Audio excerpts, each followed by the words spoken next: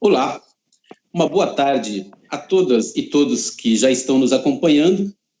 Quero desejar aí uma tarde de muita atenção, o rigor e a observância do distanciamento social. E hoje nós queremos aqui agradecer, nós contamos com a presença e com a participação aqui na nossa transmissão do padre Júlio Lancelotti, que é pároco da Igreja São Miguel de Arcanjo, e é da Pastoral Povo da Rua, que faz um trabalho extraordinário já há bastante tempo de acompanhamento, de solidariedade e de cuidados com uma população que muitas vezes está esquecida pelo Estado, esquecida por uma sociedade do consumo, mas que a Pastoral Povo da Rua e o padre Júlio Lancelotti fazem um trabalho muito importante e sempre chamando a atenção da população, inclusive dos setores progressistas, dos setores populares, olhar com cuidado essa população que é parte da nossa sociedade.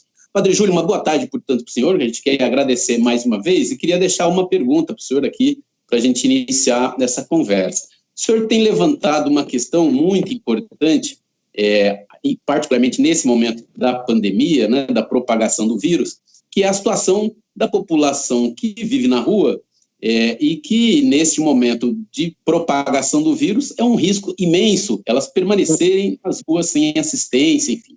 E o senhor tem defendido uma questão que é básica e, na nossa opinião, muito importante, que que o poder público, a prefeitura, o governo do estado, o governo federal, faça aí, estabeleça formas de que os hotéis atendam essa população, possa acolher essa população nesse momento da pandemia, né? Eu já queria que o senhor também falasse um pouco, porque nosso país e as nossas cidades estão cada dia mais com uma população que não consegue pagar o aluguel, enfim, e que acaba morando na rua. Então nós temos um déficit habitacional muito grande e espaços vazios. Aqui no centro de São Paulo temos muitos espaços vazios. Queria ouvir a opinião do senhor sobre isso e como é que o senhor sentiu aí das autoridades, a reação das autoridades a essa proposta, nos parece muito sensata, que o senhor vem fazendo.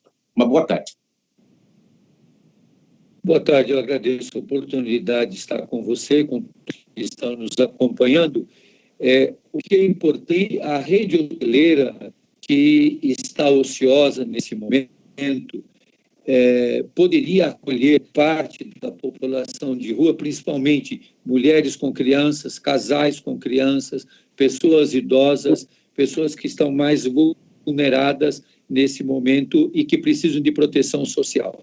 Então, eu até coloquei agora há pouco no Instagram, encontrei hoje uma família que tinham ido embora de São Paulo e voltaram agora. São, o pai, a mãe e 5 crianças. E ela está esperando o 6º filho.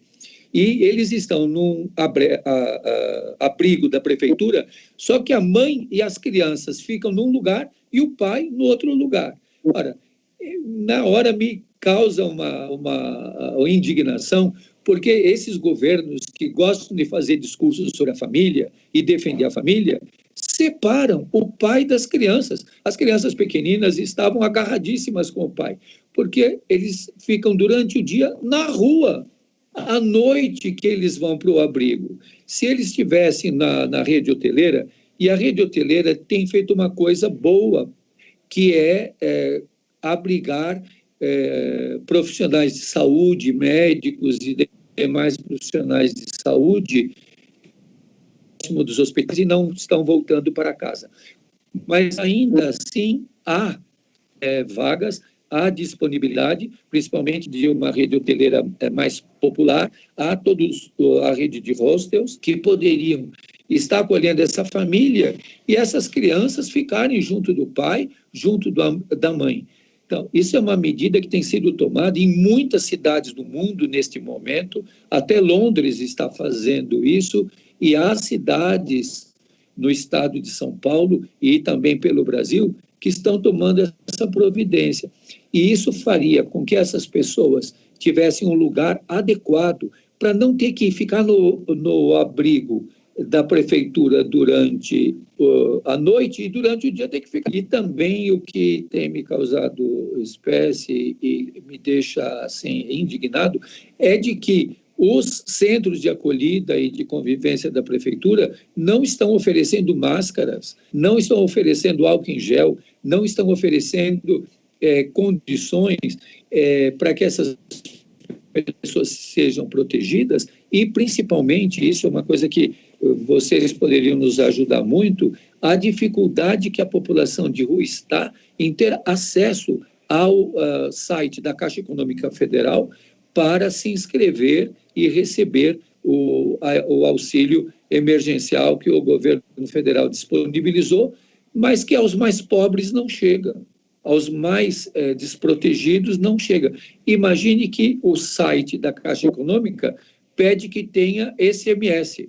Como é que pessoas que estão em situação de rua vão ter SMS para receber esse auxílio? Sem dúvidas, na maioria das vezes não tem nem celular, né? E não tem acesso a coisas básicas. Acho que, já entrando nesse tema, a gente gostaria também de falar sobre ele. Queria primeiro lembrar que o presidente da República, o ministro Paulo Guedes, achava que R$200 era suficiente, ou queriam empurrar para a população, dizendo que estava auxiliando a população mais empobrecida, o que, na nossa opinião, é um absurdo, né? Enquanto é trilhões para bancos, R$200 para a população informal, enfim, para a população mais empobrecida do nosso país, né? Creio que o senhor tem toda a razão aí das dificuldades, principalmente de quem está em situação de rua. Mas essa é uma dificuldade não só dessa parcela da população, a gente recebe também muitas mensagens de trabalhadoras e trabalhadores que estão na base dos nossos sindicatos, enfim, sobre a dificuldade mesmo do cadastramento. Eu, na minha família, minha família é muito pobre, eu também tenho encontrado muitas dificuldades para fazer esse cadastro aí, né? E acho que o senhor tem razão, a gente inclusive está discutindo no âmbito das centrais agora, aproveitar o 1º de maio para também, enfim, levar equipes aí para ajudar a população a acessar esses aplicativos, né? Que não é uma coisa simples também, em geral é a população mais jovem que tem familiaridade, né? Agora, eu queria que o senhor comentasse um pouco, quer dizer, essa renda emergencial, ela é muito importante, ainda insuficiente, na nossa opinião, mas ela é muito importante. O senhor, eu acho, assim, eu queria que o senhor comentasse, quer dizer, há várias... o senador Suplicy é a pessoa mais conhecida na defesa de um programa de renda básica, de renda mínima, né? O mínimo necessário para a pessoa ter dignidade humana, que é o que garante a nossa Constituição Federal, né, que o Estado tem a obrigação de oferecer e de propiciar a dignidade humana. E ouvir do senhor, assim, como é que a gente pode atuar e aproveitar essa crise, se é que é possível aproveitar uma crise, para que o país saia desse processo, primeiro garantindo essa renda que precisa chegar a todo mundo o mais rápido possível, né?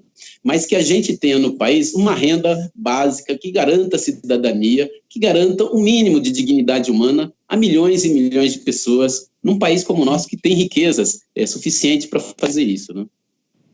Então, o Papa Francisco, no domingo de Páscoa, propôs uma renda universal para todos os trabalhadores, que todos os trabalhadores do mundo inteiro recebam uma renda universal. E há condições para que isso aconteça. Então, algumas providências, a meu ver, são muito importantes. Taxação das grandes fortunas imediatamente. Que os bancos adotem hospitais que estão fechados. Os bancos que têm lucros de bilhões. As grandes fortunas que, taxadas, resolveria todo o problema de respiradores e de assistência médica. Então, essas medidas são urgentes. Agora, elas não vão acontecer se não tiver uma pressão muito grande e se não tiver uma mobilização, porque automaticamente nós não vamos mudar de rumo. Não vamos mudar de rumo. Ainda há muita ganância e nós vimos até no preço do álcool em gel, vimos no preço de insumos necessários, houve uma disparada e um aproveitamento dessa situação. Como estamos vendo a invasão de terras indígenas, como estamos vendo, e agora mesmo aconteceu, e isso é importante, queria dizer aqui, nesse momento, estamos colocando vídeos, uma ação violenta da Polícia Militar e da GCM no bairro da Luz, na Cracolândia, na hora que estava chegando marmitex para as pessoas. Então, é preciso ter pontos muito importantes nesse momento, e eu acredito que o movimento sindical, intersindical, nesse momento tem que se unir para que algumas questões sejam bem claras e exigidas. A taxação das grandes fortunas, a responsabilidade social que todas as grandes empresas têm, que os bancos têm em relação à questão da saúde. Esses dias, eu estava lembrando os ensinamentos de Santo Tomás de Aquino, que é um dos maiores teólogos e que fundamenta muitas vezes as posições dos conservadores, mas eles ouvem o Santo Tomás de Aquino só no que lhes interessa. E Santo Tomás de Aquino faz uma colocação muito séria, dizendo que no momento de emergência cessa a propriedade privada. Todos os bens são coletivos. Nós estamos vivendo no momento emergencial. Suspensão da taxa de água e de energia elétrica para o povo, para os trabalhadores, para aqueles que vivem situações mais difíceis. Então, há situações muito claras que nós temos que assumir como pontos de honra. E essa questão da renda mínima, que o Suplicy sempre colocou, que foi aprovado, não foi regulamentado, e que seria agora não somente uma renda emergencial, mas uma renda mínima permanente para o trabalhador brasileiro e, como o Papa Francisco pediu, para todos os trabalhadores no mundo todo. Muito bem, quero dizer para a gente, para o padre também, para quem nos assiste, a Intersindical, juntamente com a Frente Povo Sem Medo, o companheiro Guilherme Boulos, do MTST, o Movimento Sem Terra, enfim, os setores populares, as centrais sindicais, nós temos aí, estamos na rua, com uma campanha na rua, não porque nós estamos em confinamento, né, mas trabalhando nas redes, uma campanha mesmo pela taxação das grandes fortunas, que, como o senhor apontou, é um caminho, né? Nós vemos uma das sociedades mais desiguais do mundo. Eu sou bancário e a gente sabe muito bem a evolução do lucro dos bancos, ano a ano, ganham com crise, ganham sem crise, e o país que tem 6 bilionários concentra metade da riqueza, às vezes mais do que na hora de fazer justiça tributária e de taxar mesmo as grandes fortunas, que nos querendo não somar aqui e deixar o nosso compromisso, nós estamos buscando essa questão. O senhor falou aqui que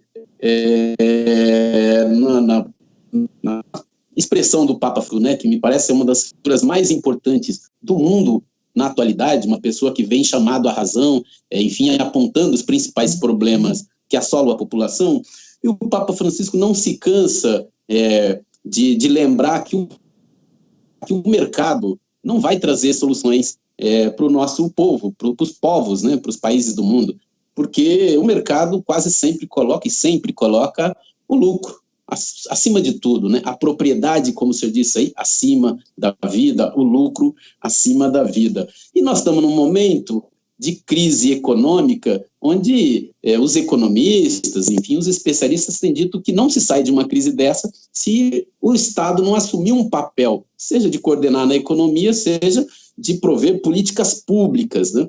Agora, como é que o senhor vê, num país, e um ministro como a gente tem, o ministro Paulo Guedes, que é banqueiro, um financista que vem do mercado financeiro, eles resistem muito. A opinião do senhor, como é que a gente, além da luta social, né, e deixar também um recado, a voz do senhor é sempre uma coisa que é importante para as pessoas ouvirem, né? E o senhor consegue convencer as pessoas pela seriedade, pelo compromisso que o senhor demonstra da vida toda, dessa relação que nós precisamos ter, né? Do papel social do Estado, e de que as saídas são coletivas e não a gente deixar na mão do mercado, que é um mercado financeiro que controla hoje, né? Queria que o senhor comentasse essa... O Papa Francisco, na sua exortação apostólica Evangelii Gaudium, ele deixa muito claro de que a lógica desse sistema neoliberal capitalista que nós vivemos é o descarte. As pessoas estão descartadas. E esse sistema está mostrando esse momento que ele se esgotou, ele não se sustenta. É um sistema que mostrou, nesse momento, a desigualdade na sua face mais dura, mais cruel, na sua face mais difícil. A desigualdade, esse contraste que nós vivemos, que é escandaloso. Então, eu acredito que é um momento da humanidade toda e dos sistemas pensarem, porque o mercado não vai trazer soluções. O sistema neoliberal não vai trazer soluções. Você veja o escândalo do presidente dos Estados Unidos retirar a ajuda para a Organização Mundial de Saúde. Você veja que 140 votos na ONU a favor da cooperação entre as nações, 3 contra. O Brasil, os Estados Unidos, e eu não lembro agora se era a Turquia ou qual o outro. O Brasil votou contra a cooperação científica, contra a troca de informações, de dados, a interajuda, porque se curva a política americana, norte-americana, do presidente Trump. Então, esse sistema caduco, homicida, assassino, excludente, que descarta, ele não vai trazer solução. Não vai trazer solução. Eu sei de que nós não vamos fazer uma mudança da noite para o dia, mas é uma responsabilidade dos movimentos sindicais, dos movimentos populares. Eu não vou ver essa mudança. Na idade que eu estou, não vou ter tempo de ver. Mas os que virão terão que ver uma mudança de sistema. Esse sistema esgotou. Quando a gente fala isso, o pessoal diz, então você quer o comunismo? Não, eu não quero nenhum autoritarismo de Estado, desse Estado neoliberal, desse Estado que esmaga as pessoas, que mata, como nós estamos vendo em tantos lugares do Brasil e que estamos vendo no mundo. O que está acontecendo com a África? O que está acontecendo com os nossos irmãos africanos? O que está acontecendo com os povos indígenas, com os povos originários no Brasil, com os quilombolas, com todos aqueles que são chamados de minorias, mesmo que não sejam minoritariamente, quantitativamente, o são politicamente ou na representação da sociedade. Então, eu acredito que cabe a nós, e ninguém pode tirar de nós, a força de exigência, de mobilização, de estarmos unidos na luta com bandeiras muito fortes e muito claras. Nós estamos vendo nesse momento dramático que nós estamos vivendo, as respostas institucionais e as respostas do Estado são burocráticas, lentas, excludentes e desumanas. Então, o Estado desse sistema não vai trazer nenhuma resposta. E nós vivemos numa situação em que o presidente se arroga o direito de dizer eu sou a Constituição, nós chegamos num momento dramático de autoritarismo e de idolatria do capital e dos que defendem esse sistema tão desumano como estamos vivendo agora. Muito importante a reflexão que o senhor traz e um alerta, né? Acho que a humanidade está enfrentando diversos dilemas e a gente sabe que a exploração e a concentração de riqueza, a ganância, como o senhor diz, está na raiz desses principais problemas que assolam milhões e milhões de pessoas no Brasil e em diversas partes do mundo, né? Queria voltar um pouco aqui ainda sobre a cidade de São Paulo e aqui o Estado.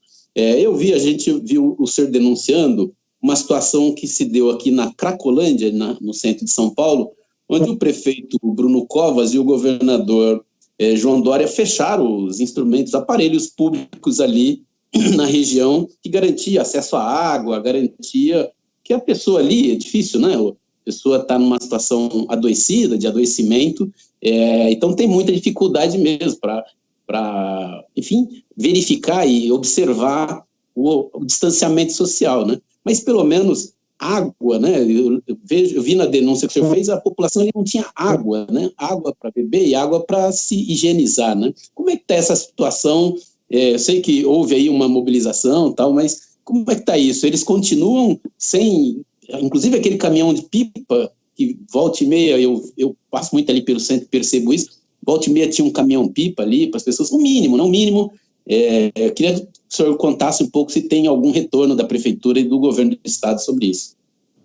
Eles são irredutíveis nessa posição, e eu acho assim que o que é importante é termos qual é o pano de fundo de todas essas ações, de sucatear os equipamentos públicos para depois fechá-los, para privatizá-los ou destruí-los.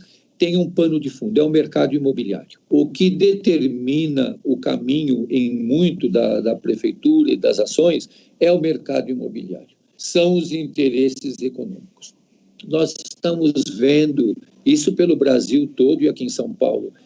A própria questão do tempo de isolamento social, de cuidados, está sendo determinado, está sendo visto a partir dos interesses do capital, dos interesses daqueles que detêm o poder econômico, social e político. Então, o que aconteceu na Cracolândia é um sinal, é como que um cartãozinho ou um 3x4 que nos mostra a perversidade de um sistema econômico, a perversidade dos interesses econômicos que invadem a administração, que invadem o governo e que começam a agir pela pressão dos grupos de interesse econômico, dos grupos imobiliários, dos grupos que defendem o seu lucro. Por isso, eu não quero ser pessimista não, mas eu tenho muita dificuldade de achar que esse sofrimento de agora vai trazer por si só uma mudança. Não vai trazer uma mudança se os que estão embaixo não sacudirem a mesa dos que estão em cima.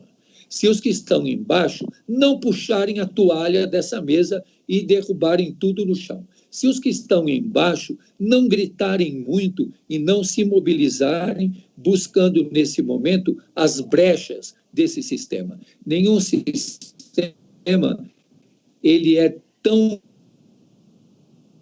fechado que não tenha brechas. Tem brechas. Nós temos que entrar por essas brechas. Eles têm tentáculos muito fortes, muito poderosos. Podem nos eliminar a qualquer momento. Nós estamos vivendo um momento de um risco de uma volta de uma ditadura explícita e militar no Brasil novamente. Esse risco acontece.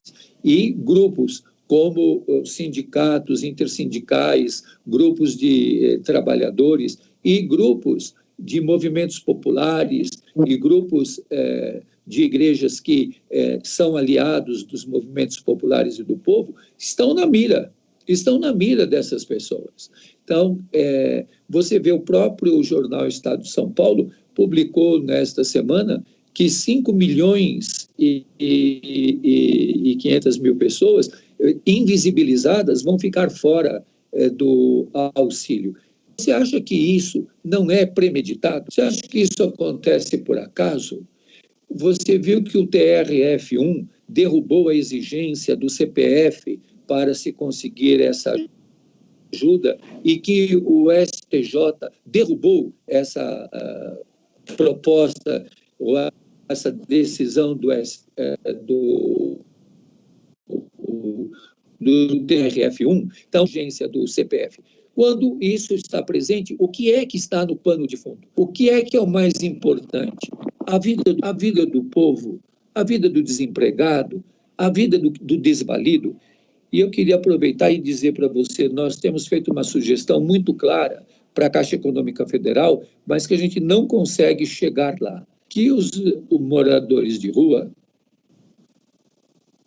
pudessem que as entidades sociais que têm credibilidade, porque elas são conveniadas com o poder público, pelo Tribunal de Contas, que elas identificassem as pessoas com o nome, a data de nascimento, o nome da mãe, que é fundamental na identificação da pessoa, e a naturalidade para evitar homônimos. E para não ter nenhuma corrupção, que essas pessoas fossem identificadas pela Caixa Econômica Federal, pela digital, e que essas pessoas, então, fossem simplificado o acesso massivo dos pobres a esse momento que é tão sufocante. Porque não há isolamento social sem condições econômicas, sem condições das pessoas terem como se alimentar, terem como se higienizar e terem tranquilidade para saber que vão poder comer no dia seguinte.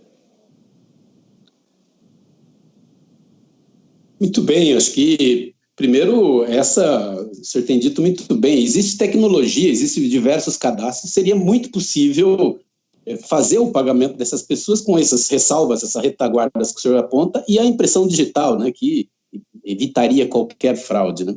E acho também, comentando rapidamente o que o senhor diz, quer dizer, está muito claro o que acontece ali na região da Cracolândia, como o senhor denunciou aí, de fato, é especulação imobiliária, né? São as grandes incorporadoras que querem se apossar daquela área e já vem fazendo nos últimos anos, aí desde o governo anterior, para expulsar a população dali, para, no fundo, está a valorização da terra, né? O rentismo, aqueles que vivem da valorização da terra e da exploração do preço da terra, né? O fato também é observado, e o senhor tem acompanhado também, o que acontece no Jaraguá, com os nossos irmãos guaranis, que estão ali lutando para garantir o território, e a construtora Tenda quer se apossar dali, fazer um prédio a 100 metros da aldeia, 100 metros da comunidade indígena, um absurdo, né? Mas que demonstra, como o senhor denuncia aí, a natureza dessas empresas de colocar o lucro e a propriedade acima de tudo, né? Eu acho que o senhor tem muita razão, e a gente vem com essas transmissões ao vivo reforçando isso, quer dizer, o povo, nós não vamos, a população mais pobre, a classe trabalhadora brasileira, que tem emprego ou que não tem, não podemos mais sofrer as consequências, passar fome quietinho, quer dizer, é isso que nós vamos nos organizar para mudar esse sistema e construir uma sociedade mais igualitária, com mais justiça social, com liberdade, claro, como o senhor levantou aí.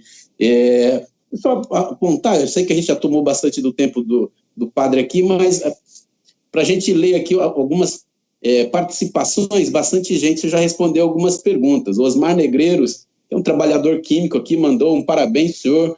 Fernando Diegues, sempre acompanha aqui, sempre ouvir um padre comprometido com a proposta central do evangelho. Eu acho que é isso, né, senhor, também, a expressão do senhor, a vida do senhor, a militância do senhor, eu acho que é a expressão do cristianismo, do verdadeiro cristão, né, da solidariedade, da fraternidade, de não abandonar. A Raquel Ribeiro, a Adriana Fernandes, muito sensato, Sérgio Augusto Sobrinho, Wagner Cabanal, um abraço aí a eles, Renilson falando que o esgotamento do modelo neoliberal, Munazen, imagino que o senhor conheça a Munazen aí, uma militante, dirigente política, né? Meu profundo respeito ao seu compromisso diário com os irmãos invisíveis em nossa sociedade, há de vir dias melhores. Um abraço aí para a Muna, para nossa prefeita Luiz Erundina, né? Samer lembrando, renda básica já, Odelita, Jaqueline Braga, que eu mando um abraço, Valdiné Oliveira, Maria Aparecida Martinelli, concordando, tem que taxar as grandes fortunas, é um começo, o Cacá também, cumprimentando a Lilian, a Helena Duarte Cruz, Nivaldo Alves. O Nivaldo Alves lembrou, Padre Júlio, que os pais dele, o senhor tomava café ali na casa dos pais dele. Hoje ele mora em Santos, mas ele morava ali na região do Belém. Nivaldo foi da Pastoral Operária, e foi, inclusive, metalúrgico lá da oposição operária metalúrgica, ligada ao nosso Valdemar Rossi, saudoso. A Lívia Prado, o senhor até respondeu, como o senhor vê a necessidade da pia, da água ali para a população que mora na rua. O Marcos Ferreira, o Antônio Takahashi também, o metroviário sempre conosco aqui, Bárbara. As manifestações todas de apoio, padre. E eu queria, assim, nós já tomamos um tempo do senhor, mas o senhor falava aí, enfim, da necessidade de mudanças estruturais dessa sociedade, que essas mudanças não virão por acaso, né? Não é porque nós estamos numa pandemia que nós vamos acordar no outro dia com um mundo diferente. Há que ter ação social e ação coletiva, que eu acho que é a diferença, né? E os pobres, e o senhor sabe muito bem disso, né? As mulheres e homens pobres desse país lutam a vida inteira. A diferença é quando fazem lutas coletivas, né? Porque aí você constrói um projeto coletivo e luta coletivamente para fazer isso, através de um sindicato, enfim, de uma comunidade de cristãos, enfim, os grupos coletivos que o senhor bem citou.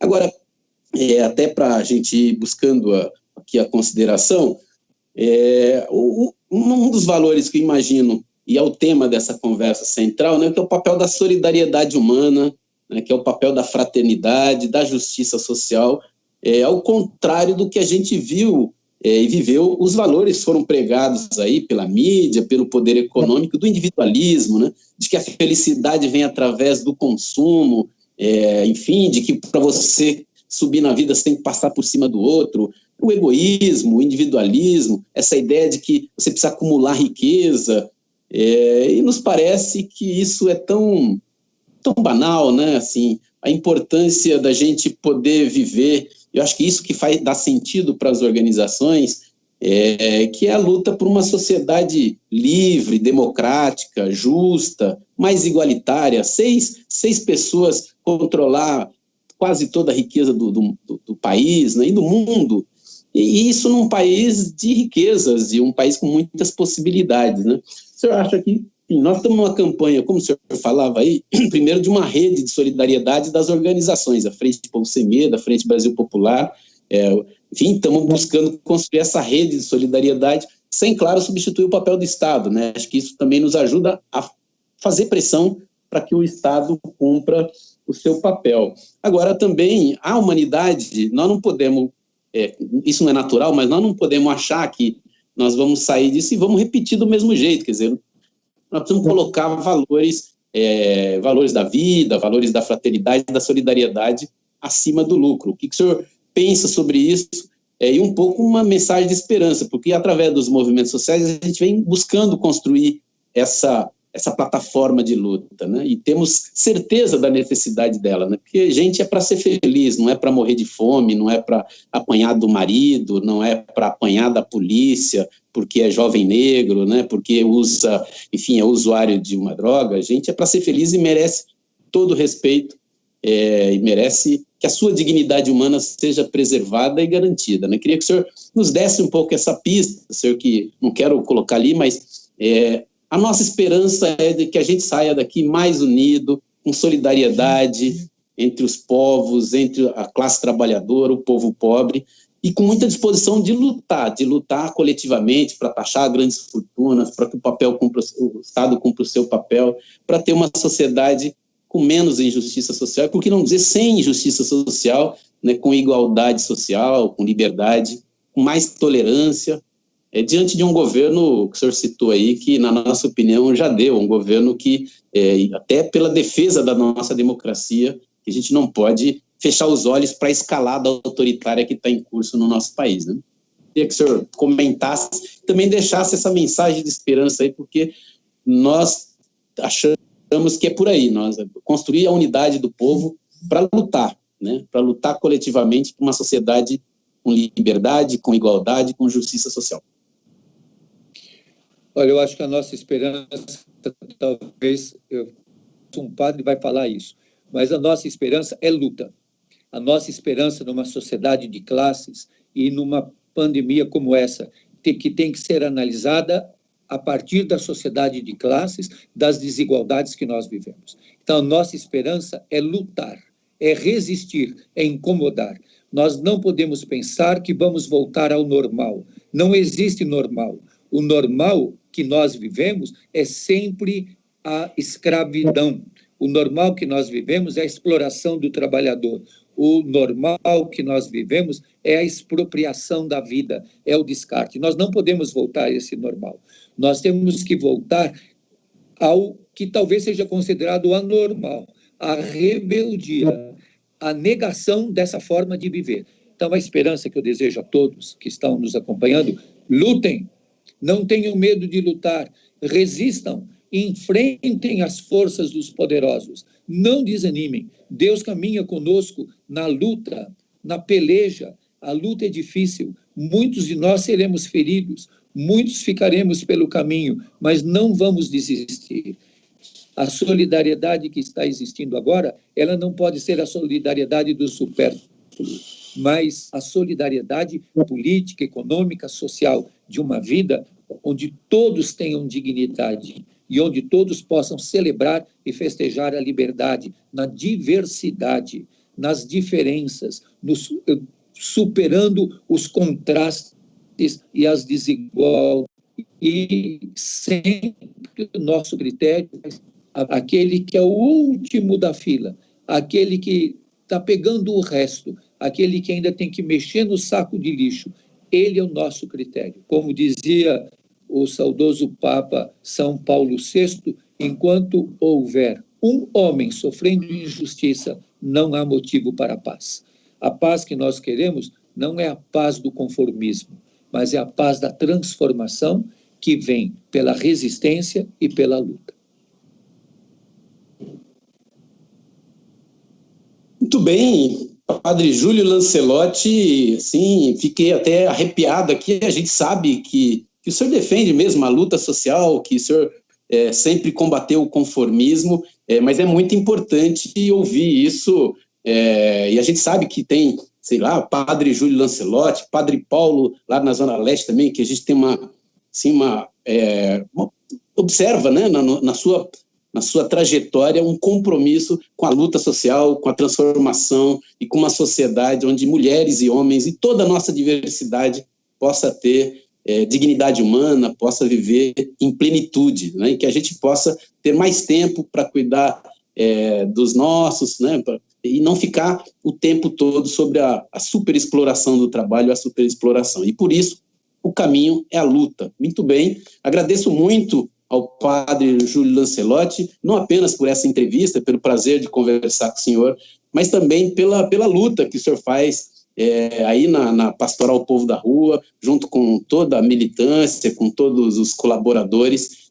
Muito obrigado por essa resistência, e não tenham dúvida que essa resistência é muito importante para a gente também que faz a resistência no movimento social, porque a gente tem uma identidade e um sonho de viver numa sociedade igualitária e justa, e nós chegaremos lá com a luta social e com a luta das mulheres e dos homens, e com a participação dos cristãos, verdadeiros cristãos, que tenham um compromisso com a vida, particularmente daqueles que estão mais pobres. Muito obrigado, Padre Júlio. Se o senhor quiser falar mais alguma coisa, estamos aqui abertos. Eu agradeço muito. Vamos continuar, companheiros e companheiras, nessa luta, sem desistir, sem desanimar, lutando sempre. Que Deus abençoe e proteja a todos, que o nosso Deus é o Deus que luta ao nosso lado. Amém. Muito bem, aqui agradecer mais uma vez o Padre Júlio Lancelotti, convidar a todos aí a curtir, a comentar, a compartilhar, a fazer essas reflexões do Padre Júlio e da Pastoral Povo da Rua, chegar a mais pessoas, a aumentar esse alcance, uma mensagem de solidariedade, mas sobretudo uma mensagem de luta, e é possível sim construir um outro mundo, um outro país, através da luta social das mulheres e dos homens. Uma boa tarde para todo mundo, vamos nos organizar, vamos aumentar o grau de consciência e vamos lutar para o mundo que a gente sonha e merece. Muito obrigado, Padre Paulo, muito obrigado a todos que nos acompanhou. Padre Paulo, Padre Júlio, desculpa, já até confundi aqui. Mas o Padre Paulo... Nossa admiração do Padre Paulo.